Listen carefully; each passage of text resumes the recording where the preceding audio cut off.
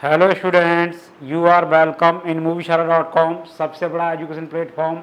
My self Balbir Singh, your chemistry teacher. Today we will try to solve next question of chemistry JEE Mains of 2019. Your question is 100 ml of water sample contain 0.81 gram of calcium bicarbonate and 0.73 gram of magnesium bicarbonate. The hardness of the water sample expressed in terms of equivalent of calcium carbonate. देखो, Clark process के अंदर जो calcium carbonate है तो उनकी hardness को हम क्या करते हैं, रिमूव करने के लिए उसकी टर्म्स में देखना है। इसका मतलब है उसके इक्विवेलेंट में बनाना है। यहाँ कह भी रहा है इक्विवेलेंट, ठीक है जी। और यहाँ जैसे कैल्शियम बाइकार्बोनेट का मॉलिक्यूलर मास दे रखा है, आपकी जो कैलकुलेशन है थोड़ा ईजी कर दिया है। मास देखें, ठीक है, इतना हम कहेंगे। तो इस चीज को ध्यान में रखते हुए आपको क्या करना है, इक्विवेलेंट। तो नंबर ऑफ इक्विवेलेंट यानी कि number of equivalent of calcium carbonate, इसके सैंपल के अंदर जो 100 ml वाटर है उस सैंपल के अंदर क्या है, दो हार्डनेस प्रोवाइड वाले कंपोनेंट हैं। तो हमको क्या करना पड़ेगा, number of equivalent of calcium bicarbonate plus number of equivalent of magnesium bicarbonate. Clear है? ये चीज आपको पता होनी चाहिए। क्लियर? अब हम इक्विवेलेंट कैसे निकालते हैं यहां मैं बता देता हूं। हमारी नॉर्मलिटी इक्वल टू क्या होता है, मोलरिटी इंटू एन फैक्टर। क्या होता है, नॉर्मलिटी इक्वल होता है। तो नॉर्मलिटी हमारे नंबर ऑफ ग्राम इक्विवेलेंट को ही रिप्रेजेंट करता है। तो हम कहेंगे कि मोलरिटी कैसे निकालते हैं, वेट अपॉन यानी कि मोल्स, यानी कि क्या कहेंगे, मोलरिटी इंटू यानी कि हम मोल्स कहेंगे, मोल्स पर लीटर। तो हमारे मोल्स को निकालने के लिए हमारा weight into molar mass into n factor अगर मैं मोल्स के रेस्पेक्ट में ले लूँ तो इस तरीके से हम क्या कर सकते हैं, यानी कि मोलरिटी इंटू फैक्टर यानी मोल्स के रेस्पेक्ट में या मोल्स इंटू एन फैक्टर से मल्टीप्लाई कर दूंगा तो इक्विवेलेंट निकल के आ जाते हैं। यानी कि क्या है, यानी कि इक्विवेलेंट हम कैसे निकालते हैं, हमारा जो हमारा एन फैक्टर से हम इसको मल्टीप्लाई कर देंगे तो क्या होगा, वो हमारी molarity into n factor normality के रेस्पेक्ट में बन जाता है। या फिर हम ये कहेंगे कि ऐसे हमको समझना है। क्लियर है? इस तरीके से हमको समझना है। तो अब आपको क्या करना है, कैल्शियम कार्बोनेट इसके एन फैक्टर कितना है, तो इसके हमारा मास देखें, मास को देखें कितना है, यानी कि इसका जो मास निकालना है वो निकालना है, यानी कि W/100 मोल्स निकल के आ गए, एन फैक्टर 2 है, एन फैक्टर इसका 2 है। अब हमारे इसका भी क्या, कैल्शियम बाइकार्बोनेट का कुछ मास दे रखा है, कैल्शियम बाइकार्बोनेट का मास दे रखा है आपको 0.81। इसके मोल्स बनाने के लिए क्या करेंगे, इसके मॉलिक्यूलर मास से डिवाइड करेंगे, वो 162 एन फैक्टर प्लस क्या करें, अब इसका वेट कितना दे रखा है 0.73 अपॉन इसके मॉलिक्यूलर मास से डिवाइड करें 146 और एन फैक्टर। ठीक है जी।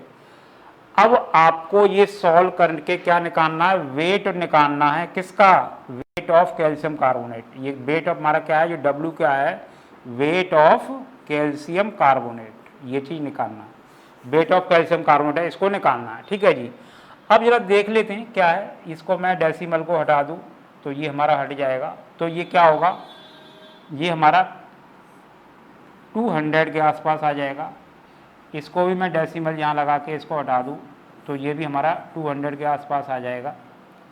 ठीक है जी, 200 के आसपास आ जाएगा। क्लियर है? तो एक तरह से यानी कि ये कितना आ रहा है, यानी कि इसको सॉल्व करें तो 1/100 और प्लस 1/100 और ये है 2W एक सेकेंड, हमारा 2 कटा, हमारा 2 से 2, हाँ ठीक है, तो ये 2/100, तो ये हमारा 2 से 2 कट जाएगा, और एक सेकेंड, और ये 100 भी है, तो 100 से 100 भी कट गया, तो W 1 ग्राम आ गया। क्या आ गया? W = 1 ग्राम। तो यानी कि हमारा क्या निकल के आ गया, यहां से हमने क्या निकाल लिया, वेट ऑफ कैल्शियम कार्बोनेट हमने कितना निकाल लिया, 1 ग्राम। अब आपको इसकी हार्डनेस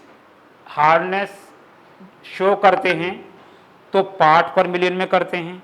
तो अब ppm कंसंट्रेशन निकालने के लिए क्या चाहिए, ppm क्या होगा, weight of calcium carbonate upon weight of calcium carbonate plus weight of water into 10⁶, जो कि ppm। तो अब आपको क्या करना है, यानी वेट ऑफ द कैल्शियम तो 1 दिखाई दे रहा है, और यहां 1, अब क्या है, वेट ऑफ वाटर कितना दे रखा है, 100 ml, तो ये 100 ml वाटर है, तो वेट ऑफ वाटर यानी कि 100 ml ऑफ वाटर, जो 100 ml ऑफ वाटर है, उसको आप क्या कर सकते हैं, 100 ml की जगह 100 ग्राम ऑफ वाटर भी ले सकते हैं।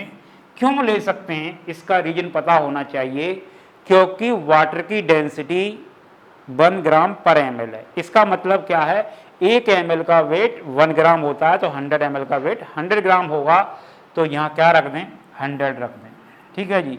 और ये 10⁶। अगर मैं 100 के रेस्पेक्ट में इसको 1 को देखूं तो ये नेग्लिजिबल है, तो इसका मतलब ये क्या हो जाएगा, 1/100 इंटू 10⁶, तो ये क्या होगा, 10⁴, और 10⁴ कहाँ दिखाई दे रहा है, 1 2 3 4, तो ये दिखाई दे रहा है, यानी कि 10⁴ निकल के आया, मतलब 10,000 निकल के आया, जो आपका कहाँ दिखाई दे रहा है, ऑप्शन 1 में दिखाई दे रहा है।